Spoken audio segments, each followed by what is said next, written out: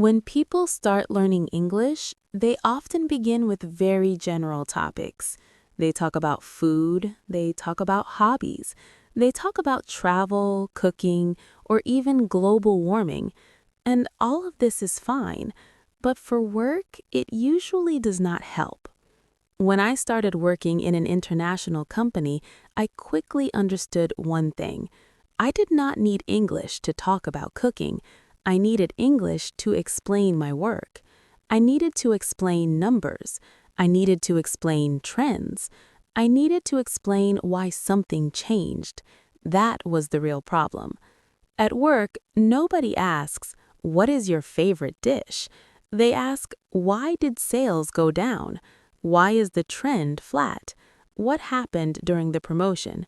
And if you cannot explain this clearly, your work is not visible. That is why I believe it is better to train English directly in your work context, not later, not after you reach an advanced level, but from the very beginning. You do not need complex words. You do not need perfect grammar. You need clear thinking and simple sentences. For example, instead of learning random vocabulary, you can practice one simple thing. Take a chart, look at the numbers, and try to explain them out loud, even to yourself. You can say, sales increased, sales stayed flat, sales declined because volume was lower. This is real English. This is useful English. When you practice like this, your brain connects language with real tasks. You are not translating, you are thinking, and this makes learning much faster. Another important thing is confidence. When you practice work-related English, you feel more confident at meetings. You are not silent. You are not afraid. You know what to say because you have already said it before.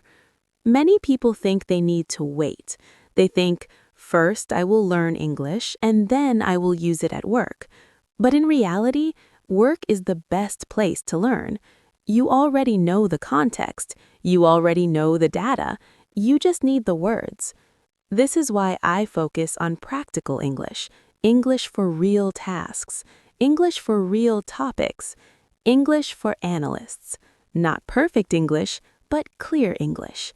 If you work with data and you want to explain your work in English, you are not alone. And this channel is exactly about that. Data Voice, Business English for Analysts.